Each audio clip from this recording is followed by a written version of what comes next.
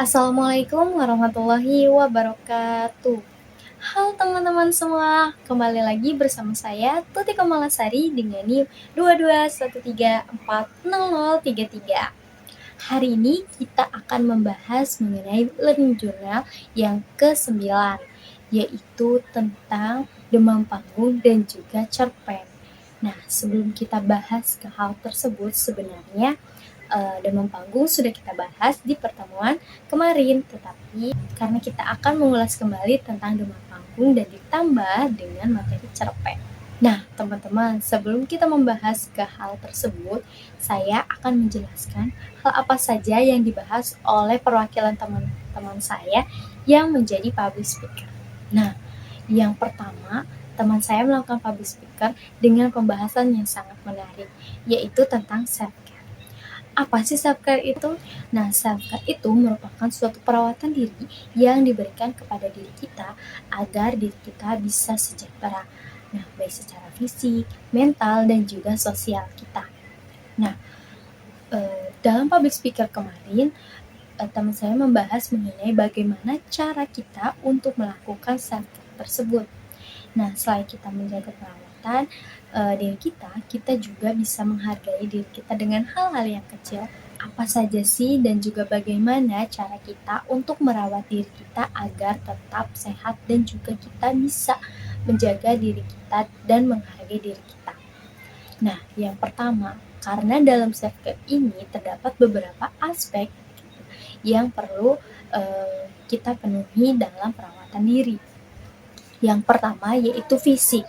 Nah, fisik ini merupakan suatu hal yang perlu kita rawat. Nah, kenapa? Karena fisik ketika kita merasa sehat dan juga kuat, maka kita mampu melakukan aktivitas-aktivitas. Nah, teman-teman, bagaimana cara kita melakukan perawatan diri berupa fisik ini? Yang pertama, yaitu tidur dengan cukup atau istirahat yang cukup. Nah, teman-teman yang sering begadang atau juga tidur berlebihan merupakan suatu hal yang tidak sehat, karena hal tersebut bisa mengganggu fisik teman-teman atau juga mengurangi stamina teman-teman. Nah, tidur yang cukup ini kurang lebih 6-7 jam dalam sehari. Teman-teman juga harus mengkonsumsi makanan-makanan yang sehat dan bergizi. Nah, teman-teman bisa mengkonsumsi buah-buahan, sayur-sayuran, dan juga makanan-makanan sehat lainnya.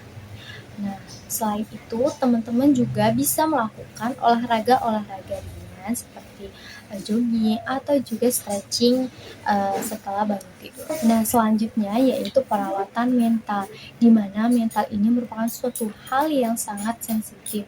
Nah, kita perlu menjaga kesehatan mental kita.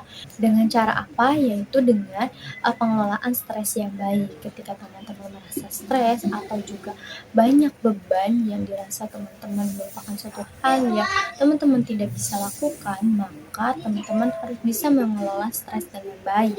Nah, lebih jelasnya teman-teman bisa melakukan refleksi diri atau juga meditasi, meluangkan waktu untuk me time. Selain itu, teman-teman juga bisa memberikan reward kepada diri teman-teman ketika teman-teman mampu melakukan suatu hal. Teman-teman juga harus bisa mengekspresikan diri teman-teman ketika emosi atau merasa sedih. Teman-teman bisa meluapkannya dengan cara menangis, dan ketika teman-teman merasa senang, teman-teman bisa meluapkannya dengan rasa senang tersebut. Selain itu, teman-teman juga bisa menguatkan diri teman-teman dengan cara berkata-kata yang baik, supaya kata-kata tersebut dapat mensugesti teman-teman untuk melakukan suatu hal yang baik dan berpikir dengan positif. Nah, selain fisik dan juga mental, ada juga aspek sosial, perawatan sosial, di mana kita hidup dengan cara berinteraksi sosial. Maka teman-teman harus bisa berinteraksi dengan orang lain. Tetapi hal tersebut juga bisa memicu kesehatan diri teman-teman, dimana ketika teman-teman merasa dalam lingkungan sosial itu buruk, maka eee, hal buruk tersebut bisa mempengaruhi diri teman-teman.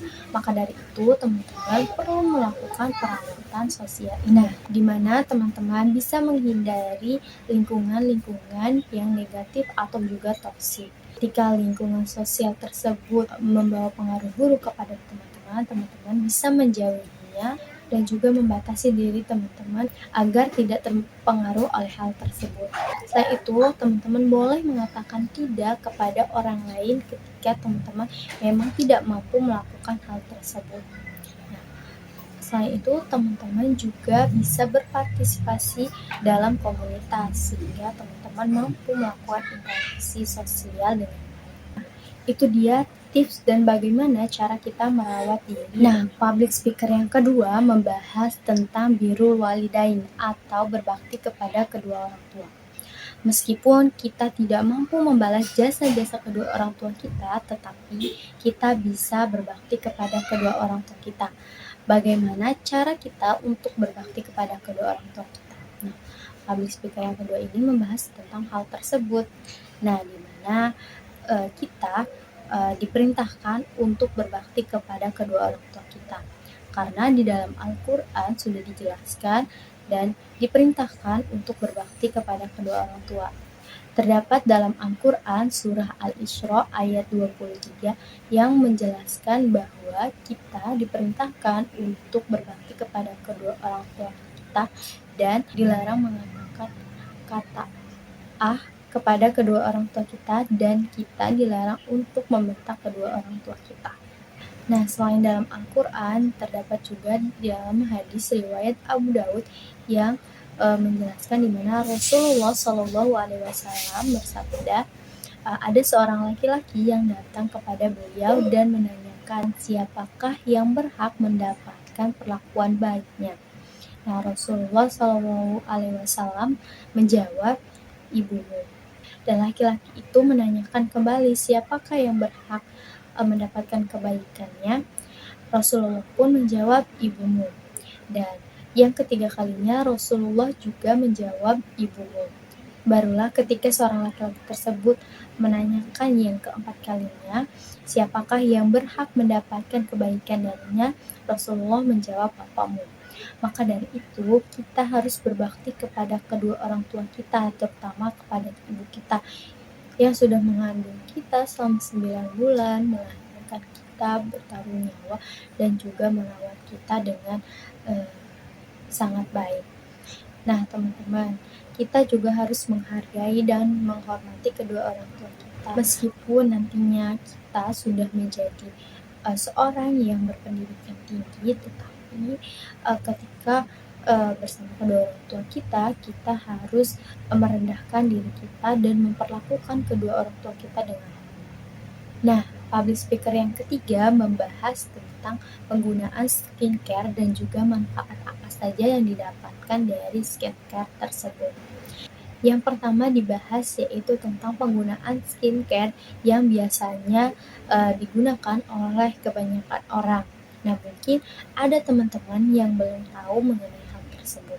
Nah, teman-teman, yang pertama itu ada micellar water atau teman-teman mengenalnya dengan pembersih wajah sebelum melakukan cuci muka. Nah, kegunaan dari micellar water ini yaitu banyak sekali tergantung dari jenis micellar water tersebut. Nah, micellar water ini berfungsi untuk membersihkan wajah kita setelah menggunakan make up atau juga jika akan membersihkan wajah dengan sabun cuci muka.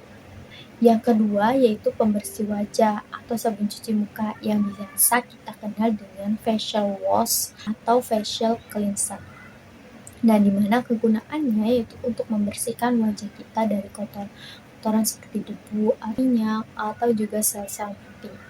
Nah, facial wash ini bisa digunakan setelah menggunakan micellar water. Yang ketiga dan keempat yaitu ada moisturizer, lembab, dan juga serum. Penggunaan kedua produk tersebut bisa teman-teman lakukan sesuai dengan rutinitas skincare teman-teman.